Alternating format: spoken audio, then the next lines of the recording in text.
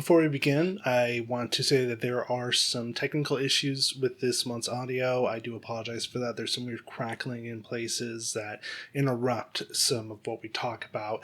I tried to cut around them as best I can, but for the times that I couldn't, I've decided to just briefly re-record little chunks, just repeating what I said in the moment. I've kept as much as the audio unedited, replaced rather as possible. So do keep that in mind, and we are sorry about that. Hey, I'm Zoe. And I'm Fox. And today we were going to review X-Men Apocalypse, but you know what? We did you one better.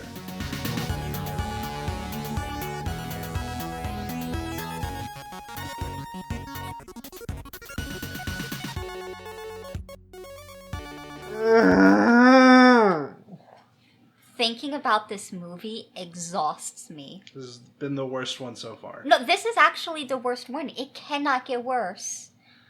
It can't it? Well, we still have Dark Phoenix. Oh, it will. It will get worse. I don't know. See, I don't know anything about Dark Phoenix, and it is inherently got some issues because it's trying to do the Dark Phoenix storyline in a single movie with very, very minimal setup. Less setup than X-Men Last Stand did. And so that's not going to go well for it. But I'm hoping that there will be aspects that are interesting, that's like separate from the Dark Phoenix stuff. I have seen one or two clips. I think Michael Fassbender does a bit of a better job in Dark Phoenix from the clip I saw. So maybe there will be aspects of it that we can enjoy, which would put it above this movie. It would put it above X-Men Apocalypse. I have no hope because this movie killed my hope. It killed my joy. It killed my sense of satisfaction. It didn't kill my love of X-Men. It more enraged me because I love X-Men so much, and they did this. They did all of this. I am genuinely flabbergasted at how bad this movie is. It is inconceivable how bad this is. It feels like at least two different movies that they just slapped the scripts together. Like, you know, in the movies, the comedies, like, people like, whoa, fall, and then, like, their papers get all mixed up. That's what happened in real life with this fucking movie. Yeah. And you get scenes of 80s teens sneaking out to go to a mall, and then a scene or two later, they're in Auschwitz. Yeah. Not the teens, but Magneto and the villains. But the movie's in Auschwitz. It is... Oh, God. How do I even describe this? Well, before we jump into it, I want to make a special note here. So, after we watched the movie, I had a thought, and I was like, there's something weird going on here, because we loved Days of Future Past. Yes. And we loved aspects of First Class, but this was so... Like, the writing was so much worse, and it treated the characters so much worse, and it also had, like, minimal understanding of the concepts it was even using. I'm like, that doesn't make sense. We know that these movies have done better. Mm-hmm. Like, so what's going on here? So I looked up the cast, and I realized that there was a bit of a discrepancy.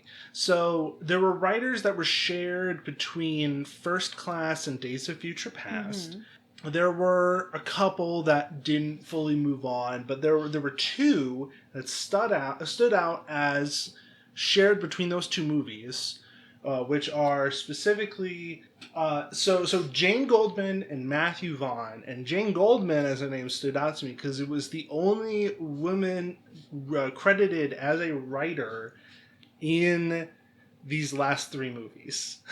I mean, she was also in X-Men First Class, but she was the only woman credited as a writer for First Class and for Days of Future Past, and she's not in Apocalypse. Neither is Matthew Vaughn. They work together on a lot of their stuff. And then I looked into Jane Goldman. Jane Goldman wrote Kick-Ass. And she also wrote Kingsman 1 and 2. I love all of those movies. Those are great superhero / spy-esque movies. She has talent. Yeah. And for some reason, they decided not to use talent in this movie. Yeah, and I'm like, that has to be the secret sauce. It's that combo because Matthew Vaughn worked with her to write Kick-Ass and Kingsman 1 and 2, and then Matthew Vaughn did the Kingsman, like the prequel one.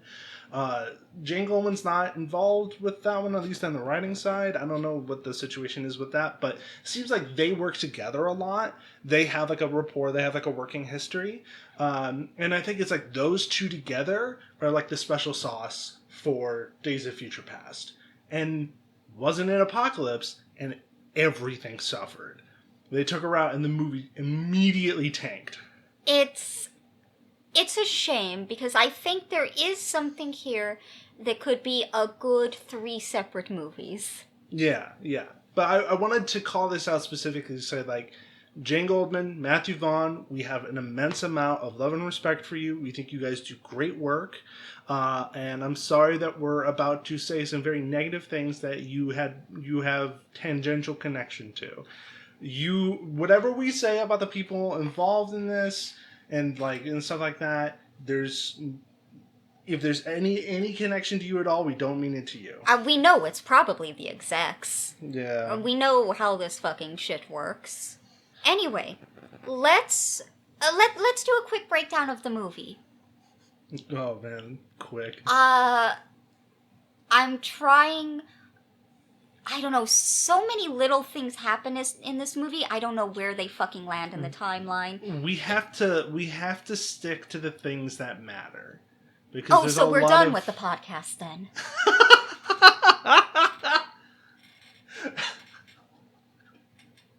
We have to stick to the things that matter to this movie. Okay, so it opens up in ancient Egypt. Mm-hmm. Apocalypse is doing his fucking thing of putting his consciousness in someone else's body to steal their mutant powers. Yep. There are like some rioters or whatever, revolutionaries that stop him, seal him away. It's a big, bombastic scene. Very boring. It made us feel nothing. I mean, like, we don't know the characters, we know nothing. It lasts way too long. Mm-hmm. It's so much action and build-up that we don't give a shit about. We have no reason to. And it's really hard for me to, like, even know who any of these characters are. No one is the answer to that, though. Yeah, I mean, the only one that matters is Apocalypse. Like, this is a scene that doesn't need to exist, because all of the information is stuff that we get immediately after, or we don't ever need again. Like, you could maybe have a quick scene, but it was like, it felt like at least 20 minutes. It wasn't. Bullshit. It was like 6 minutes. Really? Yeah. Even 6 is just way too long. You just need like a quick little opening scene and then get us, bam, into the fucking 80s. Yes, so it's now the 80s and... it's 10 years exactly after Days of Future Past. Which is gonna come up later in our frustrations. Moira McTaggart, still working for the CIA despite having her memory wiped in First Class. She stumbles upon the burial ground of Apocalypse while chasing cults that are talking about mutants specifically. And through some bullshit, the Apocalypse wakes up. It's not fully explained. I was going to say, I really, truly do not understand. Because it was just a bunch of... The implication is that she left the cover off of the entrance and that let the sun come in, which powered the pyramid, which finished the ritual. No, wait a minute. That's stupid, though. No, because the other people were chanting. They also helped finish the ritual, but they didn't realize. No, but that's like... It's stupid, though. Oh, it's stupid. Yeah. I should clarify. I'm not just agreeing. No, with you I on the fact understand that what it's you're stupid. saying. I agree that does seem like what happened. But when you say it, it's just stupid. Why do they... No, just go on. Just go on. It's bad. There's a series of questions that get started from that, and nobody has the answers. Not even the writers. So don't bother asking. Then, Apocalypse wakes up. He does some shit. He runs into Storm and beefs up her power and turns her hair white. She's young hair. She's like probably 18, 19 Something at most. like that. Sort of street urchin vibe. Street rat, kind of, stealing to get by kind of deal. And she gets chased down she steals from some merchants. They chase her down and like threaten to like cut her hand off, and which is feels a little racist. But I feel like in the 80s they weren't doing that. I don't know for certain. I can't say for certain. Yeah. But it just feels like in a movie with very little people of color. Once again, you don't need that detail. Yeah, it was just an offhand line. It just kind of stood out as weird to me. Okay, then Apocalypse, he touches the TV, learns all about what has happened since he was asleep, but through mutant powers, that's not explained, and then he learns English through mutant powers, that's not explained, and then he beefs up Storm's powers, and then it cuts to... Does it go to Magneto, or does it go to... I have no fucking clue. School? No, it goes to Cyclops getting his powers. Oh, yeah. So Storm joins Apocalypse in his bullshit, and then we jump to Scott Summers, a young Cyclops, before he was Cyclops, getting his mutant powers. He gets hashtag bullied, and then he goes into the bathroom to cry, and then he doesn't actually go to the bathroom to cry. Let's give him a little He starts credit. getting his powers, goes to the bathroom, but it's set up in a way that he got bullied and went to the bathroom to cry and got laser vision. Like, it's really how it seems. Like, you can easily trace it to be kind of like he started to get his powers and then went to the bathroom to get away, but like it's framed like, oh, he got bullied and he went to the bathroom to cry and then got laser vision. Should have killed that kid. It didn't kill the kid for some reason, even though it was like perfectly set up to have the kid die and have that weigh on Scott's conscience. But we can't be interesting in this movie, so fuck it, right?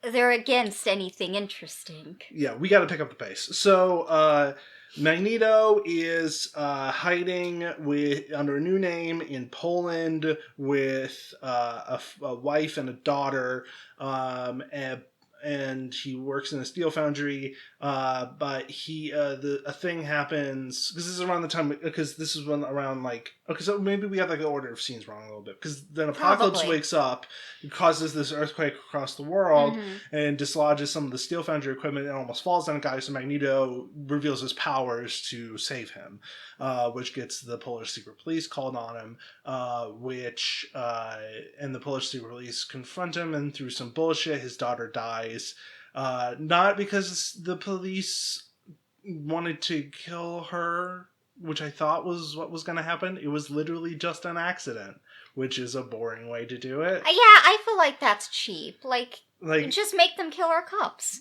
Make them cops. Yeah, like it was a weird situation, because it's like it was legitimately an accident. It was like literally a slip of the fingers, and like, but that makes Magneto's quest for vengeance so nothing. It drives the entire rest of his plot in the movie. You couldn't have made the killing intentional. We can't stay on this. We have to keep going. We can't. So his wife and his daughter are both killed. Yes. So he's back on hating humanity, and he's on a rampage. Good for him. Around the same time, Mystique is in Germany? Oh, yeah. No, she went to Germany, and that's where she runs into our boy, Kurt Wagner. Yeah, Nightcrawler, who gets into an electrified cage match with Angel, and that's a little back and forth that doesn't really mean anything. Nightcrawler doesn't want to fight, but like Angel is kind of like, he's a brawler. He's just kind of doing this. But to be fair, like, if they don't fight, they'll be killed. Right, yeah, and they make that clear in this scene. They've been, like, basically enslaved for modern gladiator fights. Yeah, but Angel's more into the fight than Nightcrawler is.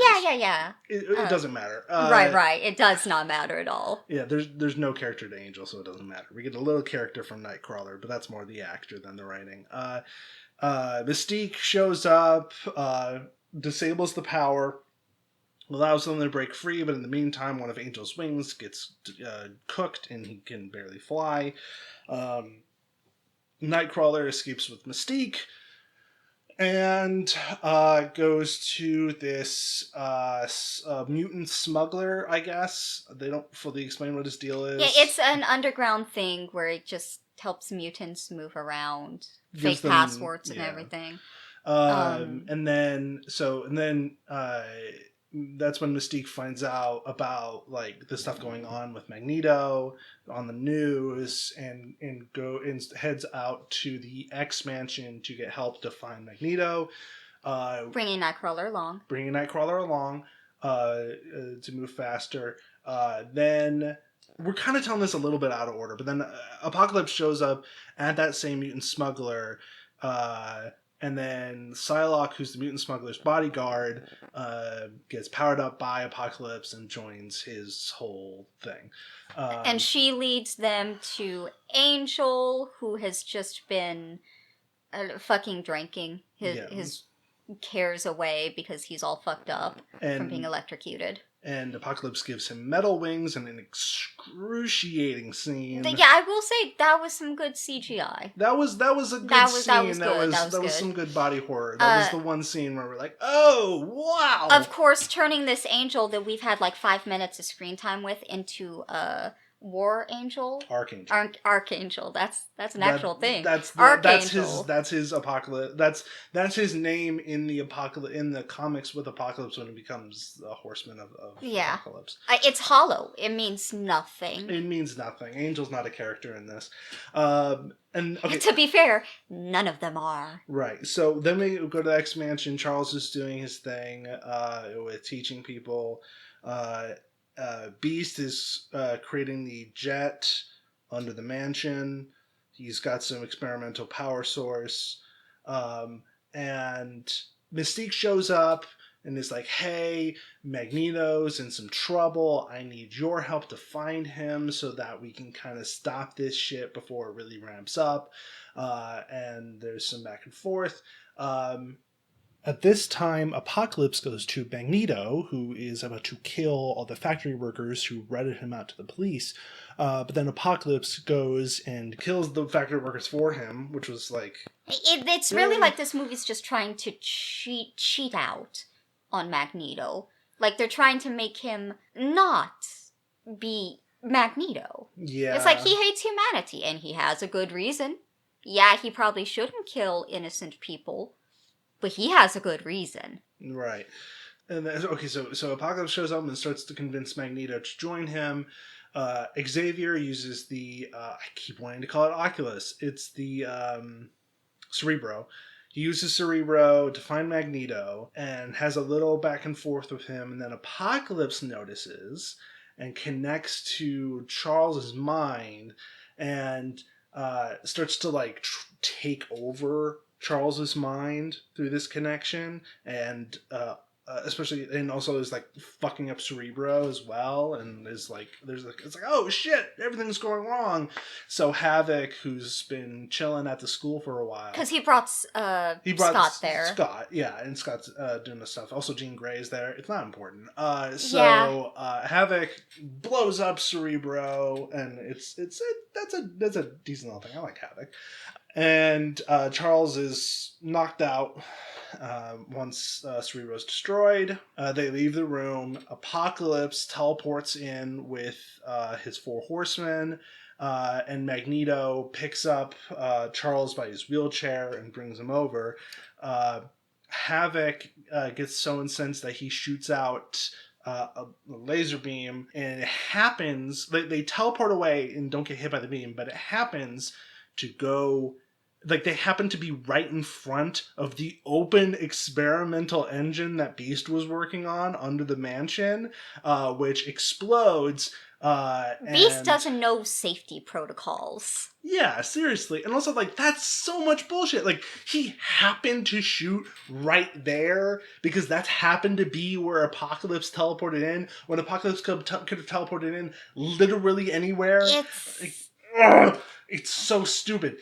Ugh. Okay, so explosion happens. Quicksilver shows up because he's been kind of like on the fence on whether he wants to join the school. He's finally decided to show up. Of course, he happens to show up right now, right when they need him. He's just looking for his dad. Yes. Magneto. Spoiler alert. Yeah. By the way, we've said that this movie takes 10 years in the future. We don't know how old Quicksilver has not aged a day. He still is in his mom's basement. It really feels like they did not realize that he would be 10 years older as well. Yeah, it's really weird because it seems like in the previous movie he was like 17, maybe 18, and that fit for that movie really well. I would be generous and say like 16. But that still makes him 26 now. Yeah, and he hasn't shifted at all in terms of like who he is as a person up until this in that last 10 years, which is so fucking stupid. Anyways, so Quicksilver happens to show up at the literal exact moment, like literal exact moment, and does the cool scene that was plastered all over the internet. He super speeds everybody out of the mansion just in time. However, Havoc was a little bit too close to the blast, so he is now dead. Bye, Havoc. Nice seeing you. I hope you cashed your paycheck right away. Oh, yeah. Because I don't think this movie made its money back. Oh, by the way, I think it's important to note, we completely skipped over all of the 80s teens stuff. Yeah, because it doesn't matter. It doesn't matter. They went to the mall. They went to the mall. There's a deleted scene of Nightcrawler breakdancing at the mall. So Nightcrawler, Jean Grey, Scott, and fucking Jubilee. Her name is never said. It's not confirmed it may whether have been, it's Jubilee. It's fucking... Listen, it can't be anyone but Jubilee, and if you gave her any other name, I'd be fucking marching up to Hollywood right now.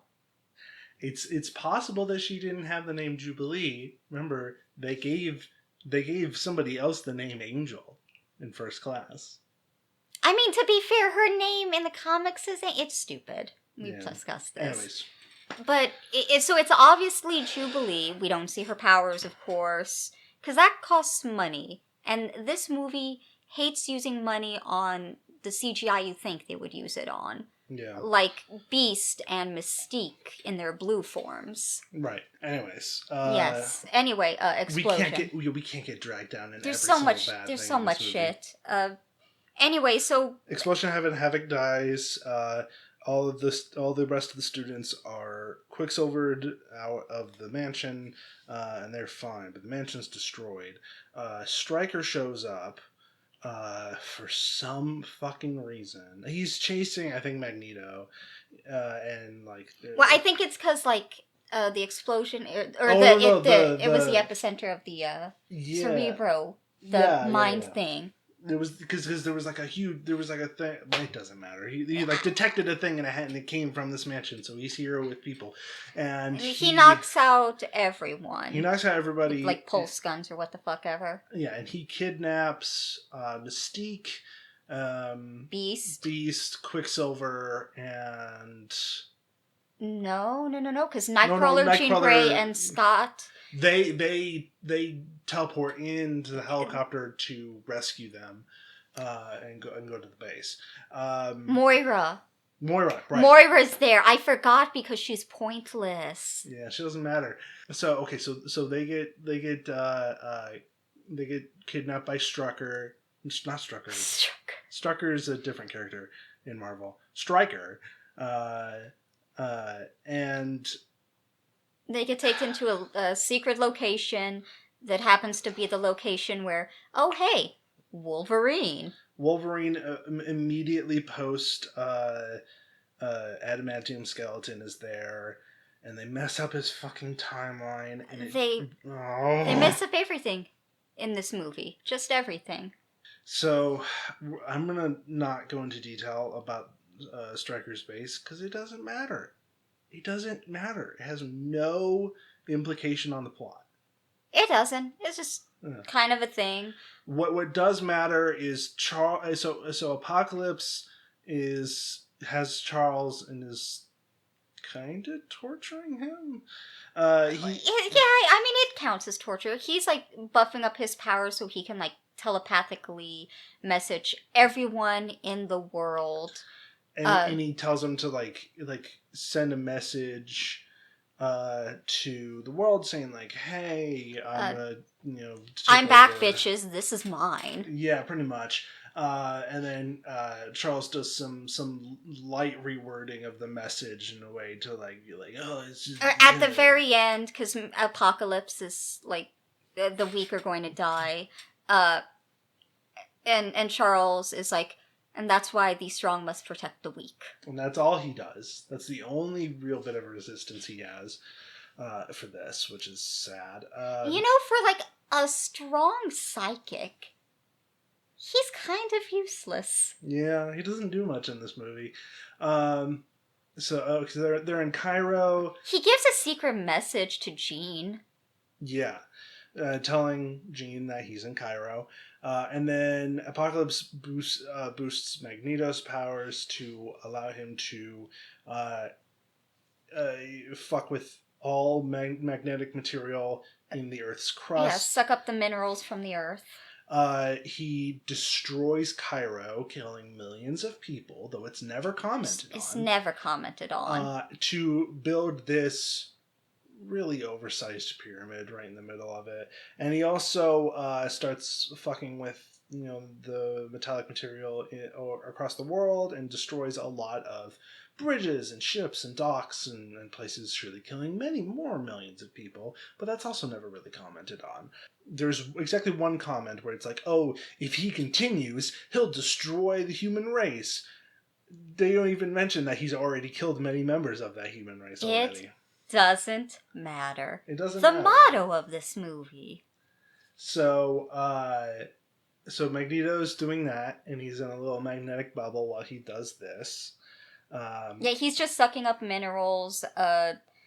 He's just standing there. So Jean, Nightcrawler, and Scott break the others out by using a feral Wolverine to kill all the soldiers. Right, so they find a jet at the base, and they use the jet to get to Cairo, and then they get there, and then there's some fight scenes. Nightcrawler fights Angel, Psylocke fights Beast, and...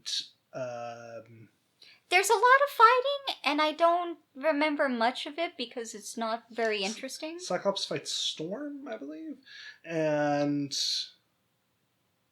Magneto's doing his thing, and Quicksilver talks to him, being like, "Hey, I'm your kid," and that kind of. Like, well, he doesn't say. He doesn't say it explicitly, but he says it in a way that Magneto understands that Quicksilver is his kid. Well, he says, "I'm here for family," which is so fucking vague. And Magneto doesn't really respond, it feels like.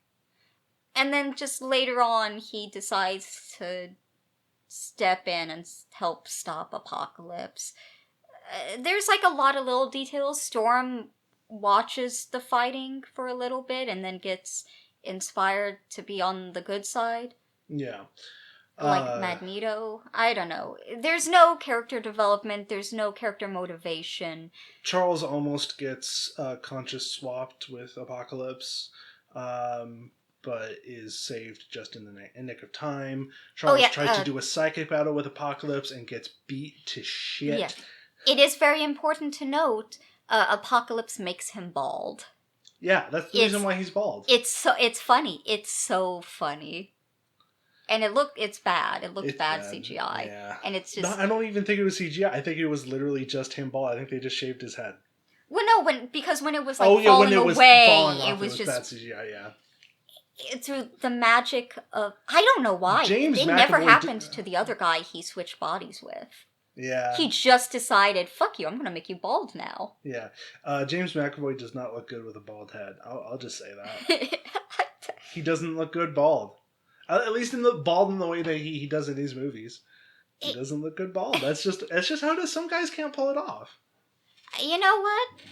That's fair. I don't have an opinion because I'm too dead on the inside from this movie. That's fair.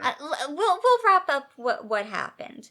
A bunch of fighting, a bunch of bullshit. Magneto and Storm turn on Apocalypse, and then Jean Grey discovers the Phoenix power, which is not set up in the fucking slightest, and uses that to kill Apocalypse even through healing factor, which is not possible. Even if we're like, oh, but in these movies it is not true. Last Stand, Wolverine's healing power made it so that he was the only person who could approach Jean Grey in her Phoenix power form. It doesn't matter. There's no continuity. It doesn't matter. None of this matters. If there was continuity, it would be a different movie. Yeah. Apocalypse dies. Magneto leaves, but Charles is like, we're on opposite sides, but I still kind of consider you a friend, even though you genocided people. Well, he does help put the school back together. Good for him. Yeah. The X-Men are officially formed. He's training child soldiers. Yep. It's two things of note real quick. For some reason, they decided now that they were going to put Charles in his iconic suit from X-Men 1 through 3, and it just looks like really bad cosplay. It's funny, it's bad, it's poorly done. It's also a badly fitted suit on him. What the fuck? It looks like when a kid turns 18 and wears one of his dad's suits. Oh, yeah. And second, back to the child soldiers. Sentence we love to hear. The final shot. So the very final thing that this movie ends on, it's Mystique with the literal children, the underage children, saying, you're not students, you're not teenagers, you're X-Men. That's terrifying. That's bad. It's not good. That is bad. And then it cuts to Charles staring at them with a very stern expression, covered in shadow, and it makes him look like a megalomaniacal villain. It's fucking wild that they looked at this shot and they're like, yes, that's perfect. That's exactly how we want to end this movie. Oh, dear Lord. There's plenty that we didn't talk about, and there's plenty we're not going to be able to talk about. We could talk about this for hours, but I only have so much sanity, and I need to reserve some of that for the editing process. Yeah, there are a few things I just want to touch on. Kurt Wagner, fantastic. Mwah. Love him. He did a great job. Wish there was more of him. I wish there was more Jubilee. You'll notice we stopped mentioning her because she was left behind.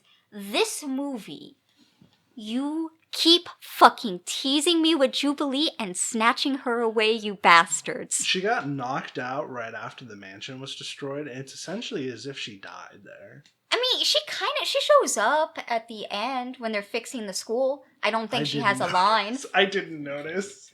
Also, we did look through, because we noticed, there's very few people of color in this movie, and we did notice in the background, there are 2 black students at Xavier's University, but neither of them get a single line. Yes. But we did find them. We found the black people. They do exist. They do exist. They are just in the far background, blurred so you can't see them well, and silent. They show up in the immediate aftermath of the mansion exploding, but they're not in the Quicksilver get everybody out of the mansion. This is also true. Maybe they weren't there for the explosion. Maybe they were. It doesn't matter. Yeah, none of this matters. Speaking of things that don't matter, Moira. Yeah. I just had the thought, what the fuck is going on with her? Because she knows that she doesn't remember Xavier and all of that, of course. He wiped her memory. However, she was sent back to the CIA, and the CIA questioned her about it, and she's like, I don't remember any of it. And now she acts like she doesn't know at all. And it's weird, right? Yeah. Because, like, she should know that something happened and that she was there. She just doesn't remember it. And that Xavier was involved. Like, he showed himself to other high-ranking CIA members and said his name, but didn't wipe their minds. Right. So, like, she should know. But then, like, when she meets him, it's, Oh, I've read all of your papers. That's why I know your name. I for a second, I really thought that it was going to be a switch where she's been, you know, Like looking into him and... because she knows something's up. Yeah. But no, it's just a cringy scene where, No, see, that's the problem, babe. That would have been good writing. That's true. What am I thinking? That would have been good writing. Oh my god. And this movie can't have that. This movie hurts me. It's bad. Don't watch it. Don't even watch it as a joke. It is a slog. It's a boring slog. It'll ruin your date night. It's not fun. Not even the fight scenes were fun. That was some of the worst fight choreography I've ever fucking seen. Not just that, but like I think the camera personnel, they were all asleep. Because those shots, especially in Cairo at the end, a lot of those shots were just so poor. Shot composition was bad. Editing was horrible. Choreography was bad. There was one shot that stood out where we could very clearly see that it was Psylocke's stunt double. It had her full face present, and you're like, that's not Psylocke. It's like, and it was just long enough. Oh my god, and like you pointed out, there was no reason because the very next moment she's thrown away, you wouldn't have even... Right, so the shot that the stunt double's face is revealed is in a shot that does not require a stunt.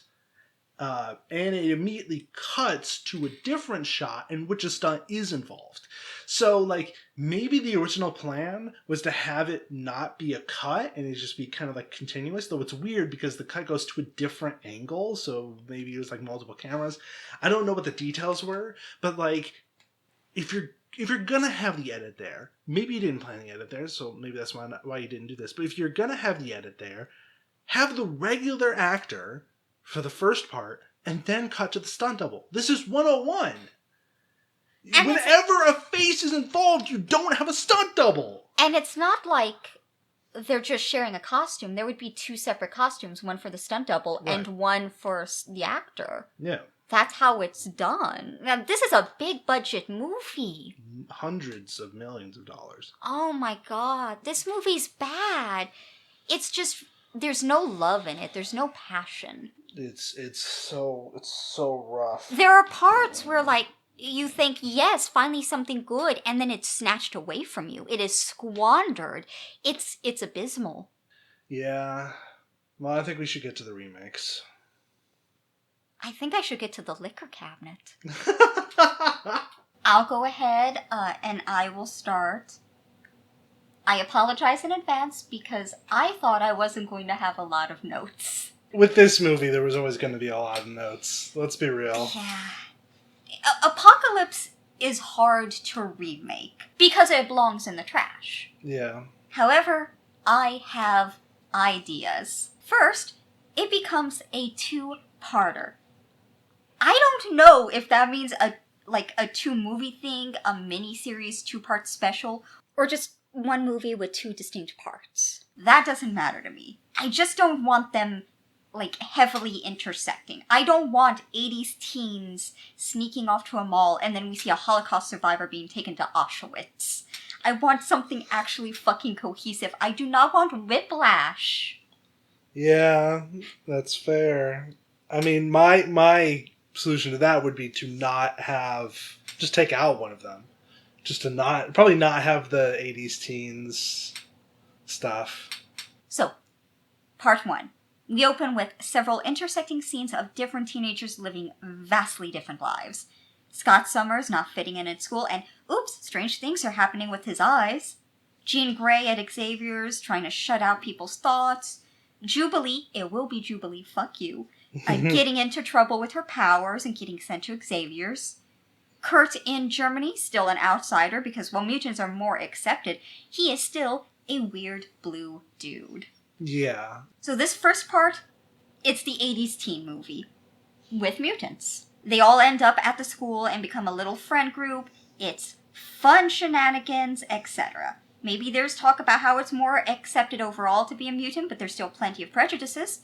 It is the 80s after all. Right. And at least one of these kids, Kurt, and another of the kids, Jubilee, are queer. I'm thinking Kurt, could still be taken to the school by Mystique after being rescued from the cage fights. That's fine. And we can get a little glimpse into what she's been into. Rescuing mutants, fucking up people's shit. I don't know. Maybe introduce her girlfriend Destiny. I'm just spitballing here. Give me Destiny and give me Mystique together in a movie, you cowards. So right now, it's not important what she's doing. We're focusing on the teens. Fun, there's butting heads, there's figuring out powers, etc. Just good 80s Americana fun. And maybe there are little scenes here and there hinting at something more going on. We can see Magneto and his wife and kid. We can see Moira investigating something in Cairo. Hell, maybe there's weird things happening around the globe. Like something is trying to wake up. Make it a little prolonged thing. Okay. Also, let's throw in a few scenes of Quicksilver. He's not in his mom's basement, because I think he's supposed to be an adult. It's hard to tell. He's not in his mom's basement. He's actually been hunting for Eric. He's had very little luck, however, because Eric is good at fucking hiding. And he finds himself at Xavier's school, desperate for any leads. Okay. And let's be real, he would buy the teens beer. Yeah. So, he'd bond with them there. We could have a nice little bonding moment over beer. And then the whole earth shakes, and part 2 starts. Apocalypse reawakens. He's searching for his new horsemen. I'm okay with him still choosing Storm, Psylocke, and Magneto. I don't like the choice of Angel just because there's no real build-up in the movies, and it ends up as just this hollow Easter egg. I'm thinking, instead, Havoc. Scott Summers, in this iteration, Big Brother. Oh, interesting. And you may be wondering, but why? Why would Havoc do this? Why would any of them? That's why it is going to be obvious here that Apocalypse is mind-controlling them. They are not willing participants. He unlocks extra potential inside of them, and in the process, essentially puppets them. So now they're his loyal servants. It makes way more sense that way. That is better and more akin to what happens in the comics, so... Right, it's better all around. I'm also cutting down on some of Apocalypse's power here. He's gotta be nerfed, or it makes no sense that he's defeated by these high school losers. Yeah. And I'm not just talking about the teens, let's be real. True. I'm thinking maybe he can't overextend himself too much. He's weak from the stasis he was in, and everything takes so much energy to do. That's why he can't just instantly take over the world. Yeah. So Apocalypse wakes up, and I'm thinking Moira shows up at Xavier's door. I'm pretty sure in my remake of First Class I said no mind erasure. And I mean it. Yeah. It's pointless and bad. So she has her memories. Hell, maybe she's been in contact with Charles through the years, especially through Beast, who has dipped his furry toes into politics now after, the events of Days of Future Past. Right, kind of aligning with him becoming Secretary of Mutant Affairs. Right, it makes sense, it sets that up. And also, he will not be in his, white form. Human form. Human form. Wow. he really did take whitewashing to a new level, I will say. Fuck. He's gonna be blue and furry and big. How he should be. So anyway, Moira. She's here to get his help. Xavier's help. Probably Beast's help too. She has records of ancient history about apocalypse and maybe similar signs of what the Earth's going through now, whatever. I don't know all the details, but, something like that. Maybe she's been tracking the weird events happening around the globe. She probably heard about Magneto resurfacing in, I think it was Poland? It was Poland. Right. And I am having it where the police kill his kid because they're afraid of him and her powers, and Magneto goes on a rampage. And he does kill the workers, or at least starts to. Maybe he's in the process of torturing them all indiscriminately, and Apocalypse shows up like, hey, let's take this to a bigger scale. So, Charles reaches out through Cerebro, just like in the movie, but now when he reaches Eric, he can sense there's something else in his mind. And that's how Apocalypse can reach through and get to Xavier. And this is how he can get Havoc and abducts Charles. And, thus rounding out the Four Horsemen. Makes sense. And I'm just not having Stryker show up. I'm striking Stryker from the movie. Shut the fuck up. That was off the dumb piece. But yeah, Stryker, he added nothing to the overall plot. It just added to the already overly long runtime. Like, there's plenty of other things that could be happening instead of Stryker and a feral fucking Wolverine. So instead, Charles can still communicate psychically with Jean and let her know where he is. Shit is starting to go down with Apocalypse as he starts having his puppets do their, murder spree shit. Right. Storm creating violent storms, of course. Magneto sucking iron from the earth.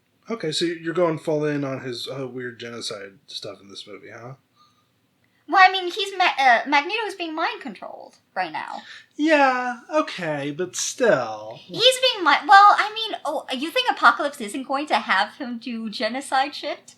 Okay, and I'll give you the benefit of the doubt, because, He is being puppeted. But also, his daughter was just murdered, so he's back on the, you know what? Time for genocide of the humans now. They had their chance. I gave them a second chance. What a sentence.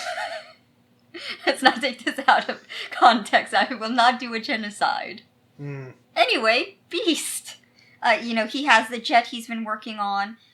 Destiny convinces Mystique to help out. I'm doubling down on Destiny because fuck it, my movie. Yeah, fair enough. I can't stop you. For those that don't know, Destiny is... Are they ever, canonically girlfriends in the comics? I don't know. I think so. Good. They should be. She is blind and she can see the future. Yeah. And also she's the only one who could ever be in a successful relationship with Mystique. Anyway, she convinces Mystique to help out, and the three hop in the jet. Quicksilver joins because this is his chance to find Daddy Dearest. Then the teens, the 4 teens, because fuck you, Jubilee will be included, they just bamf on the flight and refuse to leave. Cool. What are the dolls going to do in this situation? Nothing. Right. They're either pushovers or they don't give a shit. It is pretty straightforward from here. I like a minds battle between Apocalypse and Charles, where Charles just gets his ass stomped. I don't know if you want to leave this in, but he's pretty bloodied. Oh, man. Okay, yeah. I don't know if I should provide context. You know what? Just watch the mind battle. You'll agree. I like everyone forced to fight the mind-controlled puppets. They try to get, through to everyone. I think Magneto would probably be... he is controlled, yes, but there's at least a little part of him that is resisting naturally. Because it's Eric. Because he's been through so much, you can't fully suppress this motherfucker. So he's the first who snaps back into himself. Well, yeah, he's if anybody's good at resisting mind control, it's Eric. Right.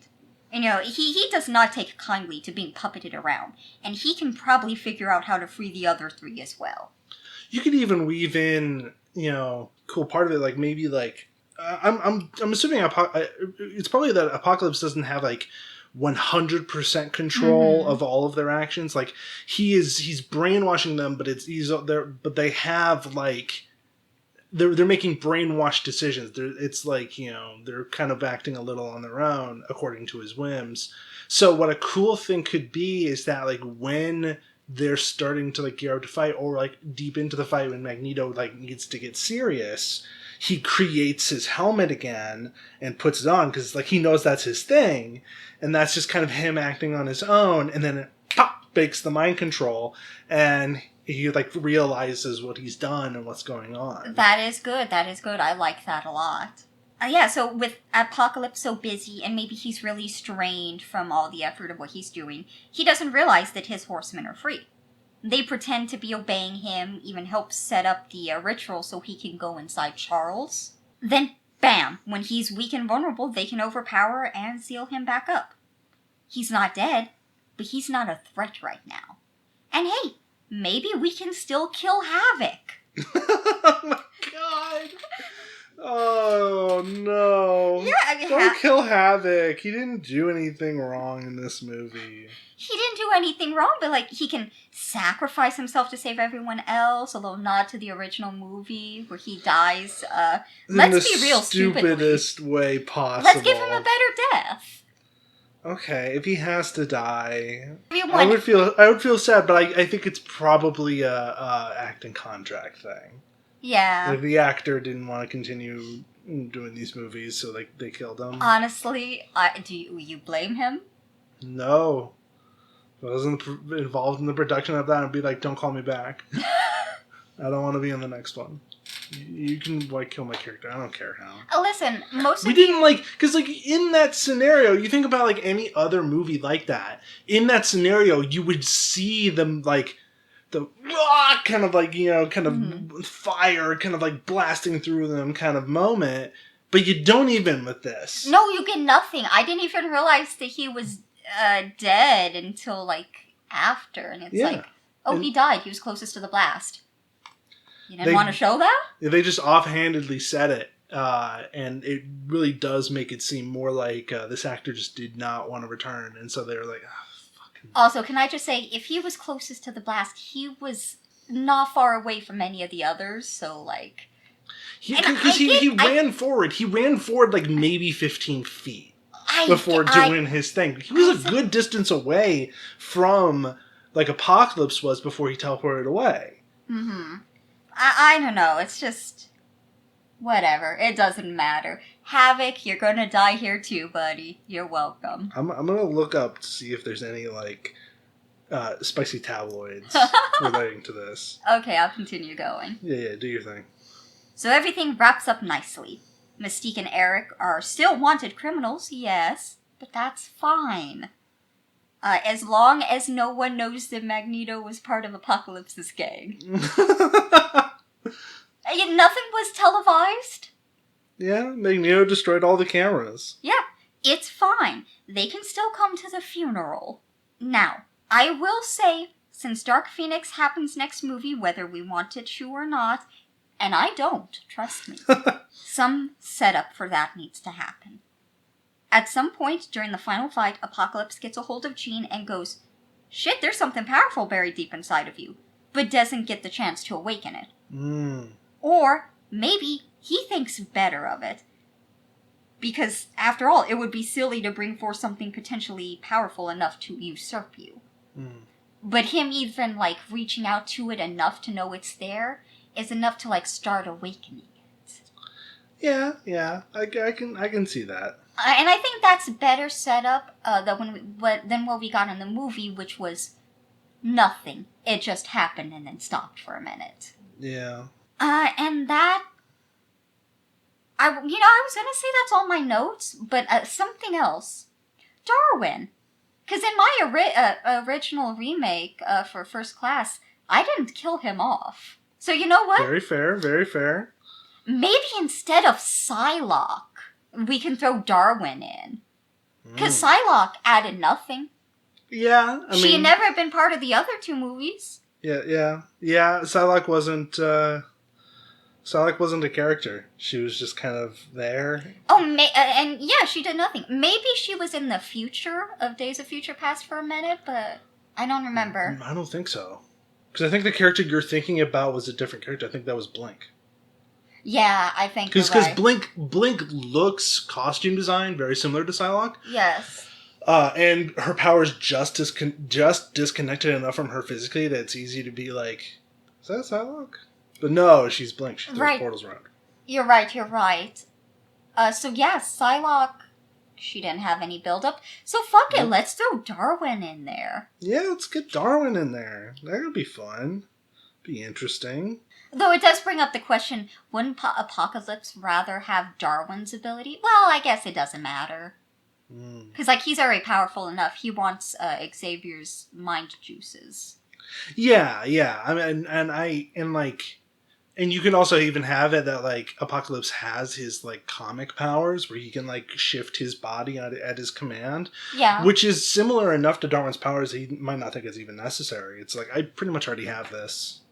He doesn't respect Darwin's powers as much as he should, which would align with how these fucking movies don't. True. Also true.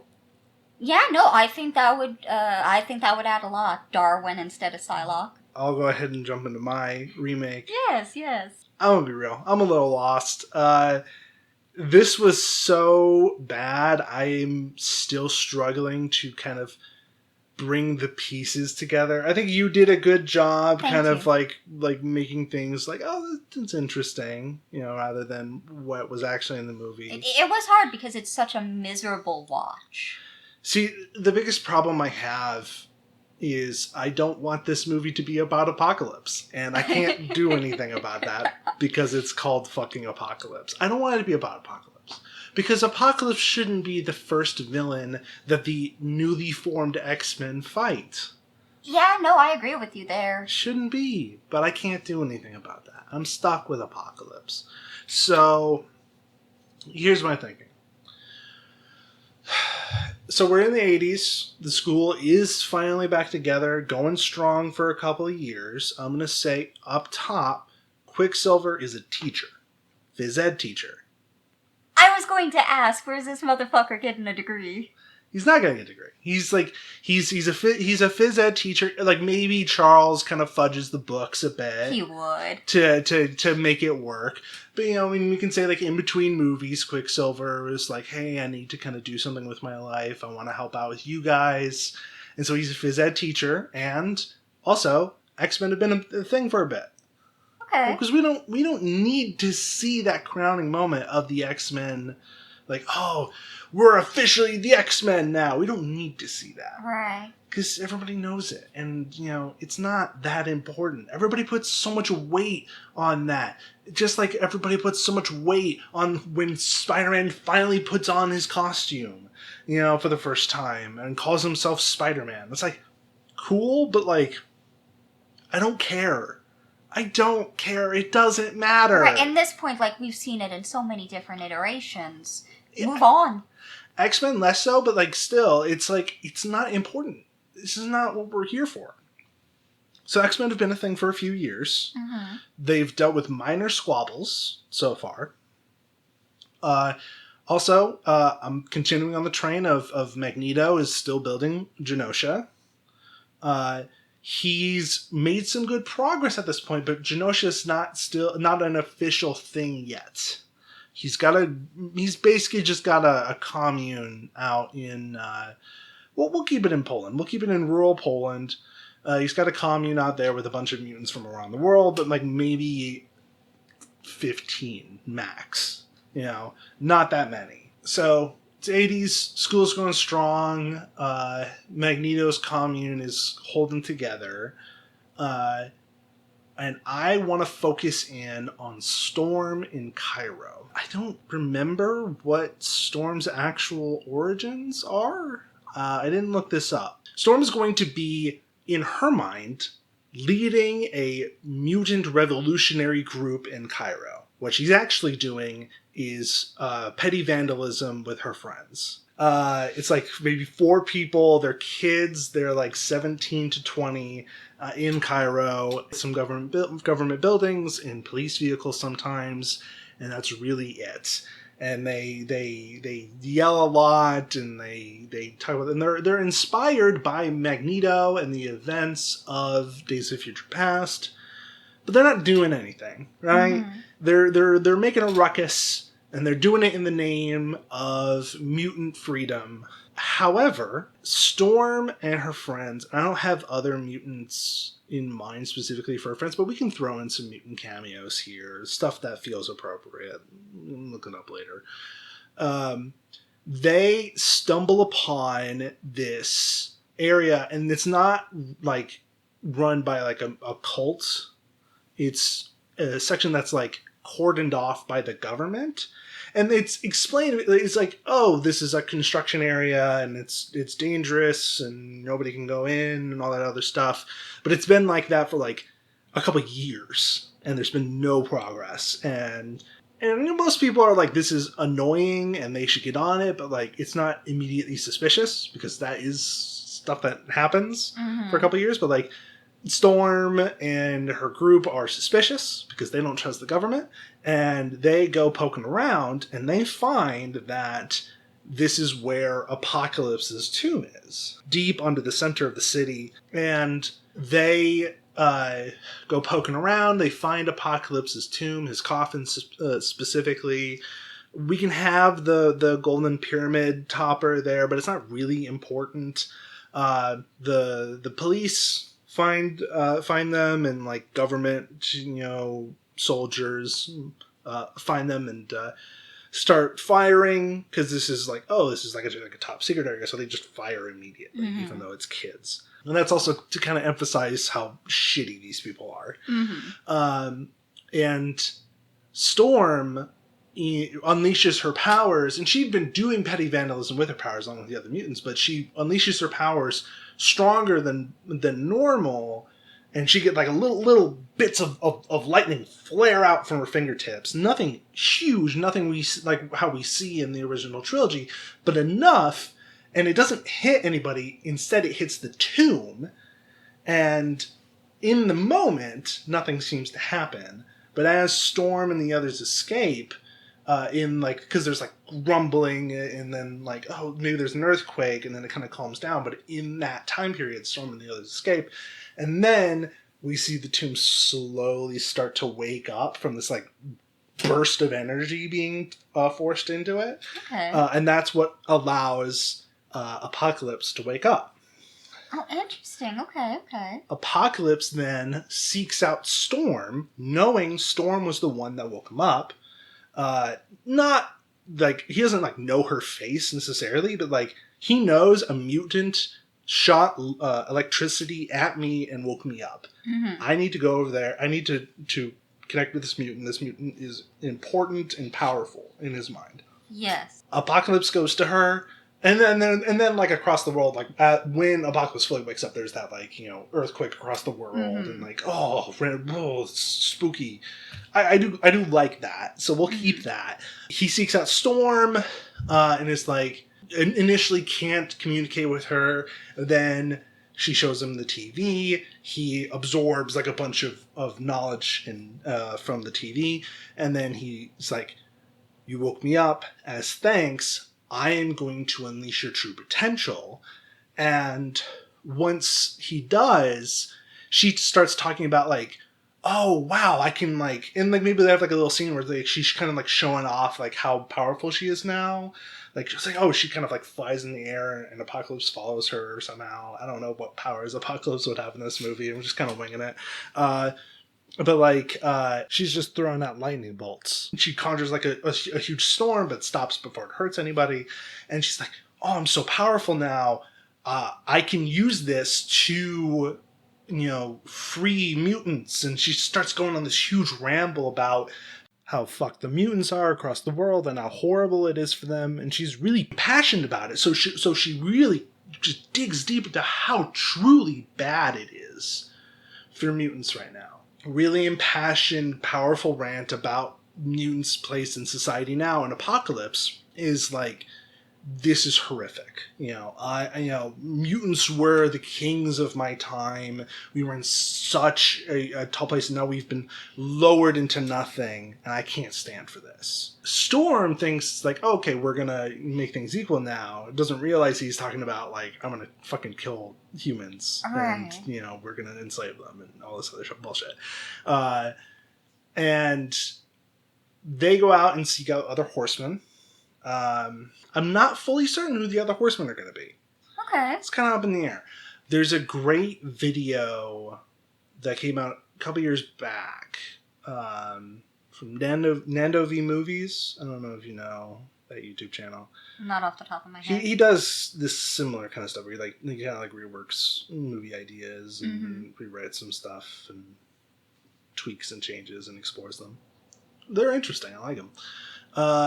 He did one for X-Men Apocalypse, and he focused in on the Horsemen specifically, and he had the idea of having Beast be one of the Horsemen. Oh. And turns him into Dark Beast, which is the other thing in the comics as well. Oh, that's so much better than fucking Archangel. Yeah. So I might just take that from him. Thank you, my dude. That was a good idea. It is a really good idea. It is a good idea. Also, I think Nightcrawler. Oh, that's so funny, because I was thinking about Nightcrawler, too. Yeah. So I think Nightcrawler and then Magneto will be the final one as well. What a fun lineup. Yeah. So the rest of this remix is going to be a little looser. I'm not fully certain how Apocalypse is going to grab all these people. I will say Magneto, the way he goes to Magneto, I think it'll be like, he goes to Magneto last, and in the wake of Apocalypse going to these other places, and like, he doesn't just like show up and point to a guy and then enhance their powers, and he just goes with them with the others. It worked with Storm because Storm is this impressionable young woman at this point who is so fixated on a goal so similar to Apocalypse's that he didn't really need to convince her. But with the others, he has to kind of take them by force, which Storm is a little like, you can kind of see she's conflicted, but she doesn't say anything immediately. And then later she'll be like, I went along with this because I thought this would be the best for mutant kind, and I'm realizing that I'm wrong. And at the end of the movie, she will turn and join the X-Men. So I think it'll be Nightcrawler. He'll show up in Germany, and then he will wipe out all the people in the fighting pits, except for the mutants. He'll wipe out all the humans controlling the fighting pits, and then rescuing the mutants that are held there, and then he chooses Nightcrawler to be one of his horsemen. And then, because then Storm is like, I wouldn't necessarily want to kill these people, but these were horrible people, so I can look past it, kind of situation. These were and like people like just doing awful things, so I will, I'll let it go. And then he goes to the expansion. He targets Beast specifically because Beast is starting to dip his toes into politics. And he noticed that when he was doing the stuff with the TV.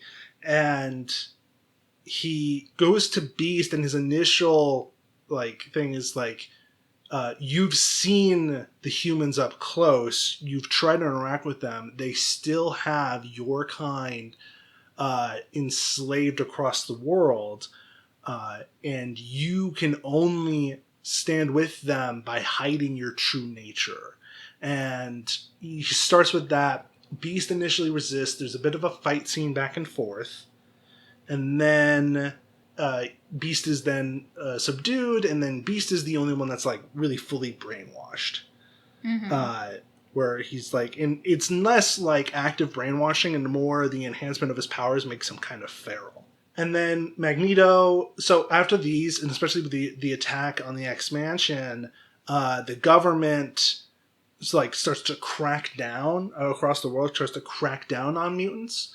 And there's some helicopters that go to Genosha to be because of course they think there's some fucked mutant activity across the world. They immediately go to Magneto and be like, what the fuck are you planning? And so they show up and they have this really heated back and forth with Magneto, and then he's like, I'm not doing anything, all this other bullshit. And then Apocalypse shows up, takes care of them, of the soldiers, and then he's like, they'll never leave you alone, even when you try to find your own sanctuary. They're never going to leave you be, but I can offer you true freedom, kind of like, and that's like enough to bring Magneto on his side. And then at this point, so X-Men have been around for a bit. Cyclops, Jean Grey, Angel, and Jubilee. Yeah, that's what I was thinking. Yes. Very good. They've been X-Men for a few years. They've been like at the that. school. They're about to graduate, and in the process of that have become X-Men. And then they're like, oh yeah, we're doing stuff. So they're young, but they have a little experience under their belt. Yeah. So now they're like trying to track down Apocalypse, and it's an active chase at this point.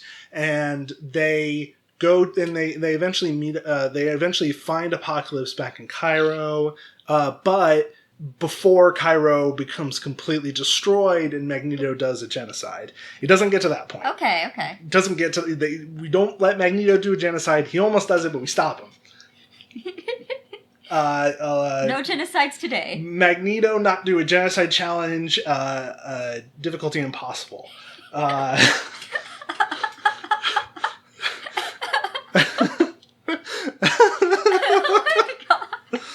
You fucking meme lord. So then the fight happens in the streets of Cairo, and then the biggest thing that causes Storm to switch sides is Apocalypse, Beast, and Magneto are like, they don't care about the civilians that are in harm's way. And Nightcrawler and Storm are like, no, this is okay. This is not okay. Like, these people weren't doing anything wrong. There's a bunch of people in here who either could be mutants or could be harboring or helping them, or just good people. Like, we can't kill them. And then and a couple of civilians will die, and that'll be like, we can't stand beside this anymore. We can't do this anymore. We're switching sides. Like, as soon as innocent lives are down for the count, they swap sides immediately. Which, really justifies their presence in the fucking X-Men. Yeah. They can't do a genocide and be like, never mind. Like, no, they stop before it gets to that point. Yeah, you'd hope that that's who joined the X-Men. Simon Kinberg? They stop before they do the genocide. Yeah? Cool. The fight happens. Cool fight. I would say we'll do... I do like the Angel Nightcrawler initial fight, and then Storm and Cyclops, I'm cool with that too. And then Jubilee can fight Beast, and we can have like a little bit at the beginning of the movie of like Jubilee being one of like Beast's best students, and they can have like a personal connection. And Jean Grey can fight Magneto. Okay. Because Magneto can block out the mind control, and then there's just like they kind of like move shit with their mind. And so it's like a kind of equal battle in that regard. Yeah. And then Storm and Nightcrawler switch sides. That's enough to kind of put the others on their back foot. They subdue Beast, so he's not doing anything anymore. And then at this point, they convince Magneto at the end of this, like, can't you see what's been going on? Can't you see that this is not okay? And he's like, I don't agree with you guys either, but like, this is not the man that I thought would lead us into the future. And he's like, he fucks back off to Genosha. Like, I think near the end of the fight, he just kind of leaves after like a big, back and forth. Charles can be there, and Charles can talk to him. I like that, though. I like Magneto just leaving, just being too tired of it all. Yeah, he leaves and goes back to Genosha. And then the rest of the fight scene happens, and then Apocalypse is similar to yours. He's not killed, he's sealed away. And we can bring him back for a thing in the future if we want. Storm and Nightcrawler join the X-Men. Beast is reverted back to his normal form. And we can say, like, officially, like, he can't become human again. Like, he has to stay in his beast form now. It's not a choice anymore. I like that. Kind of cement that. And then Magneto continues building Genosha. And, let's just continue moving onwards. What about Quicksilver? he just gonna stick around being a PE teacher, or is he gonna go after Daddy Dearest? I think it would be cool that, like, if Quicksilver is like, he's like, you know, I had a couple years here in acting. I think him leaving would be appropriate. It'd be like, I want to try to you know, figure out what's going on in Genosha. And, like, he's still kind of a part of the X-Men. Mm-hmm. He's still, like, doing shit at the school every so often, but, like, his focus is now on tracking down Magneto and figuring out what the details are in Genosha. Would he let Magneto know that he is his son? Not immediately. Okay. I think that would be something that, like, he knows, and that's part of the reason why he's going to do it, but he's going to, I think that would be, like, the ultimate reveals in the next movie. Okay, I like that. So yeah, that's the review. Hopefully the audio for this episode isn't fucked. I'm really worried that it is. Yeah, any final thoughts? I want Destiny in a movie, and I want her with Mystique. And I think it'd be a lot more sensical to have, when, you know, Apocalypse goes woo to the world, Earthshake, Quake, Earthshake. It would make more sense if she had a vision of the future instead of Jean Grey. Yeah. And, you know, I would also like it if Charles, like, listened to her. Oh, and on this, no Dark Phoenix setup in mind, because fuck Dark Phoenix. I don't want to do fucking Dark Phoenix. I get that. And I agree, we shouldn't. But that's the next movie. It's the next movie, but my remakes aren't interconnected like yours are. They're each standalone. Based on the build-up of the actual movies that exist. That's true. I keep self-referentiating. Alright, well, you know, Jane Goldman, if you're out there, we love you. We think you're an amazing writer, and absolutely. Thank you for making the last movie good, and I'm sorry that you're not in this one. And I'm so sorry you're not going to be in the next one either. Well, in the meantime, we'll see you guys later. Goodbye, everyone.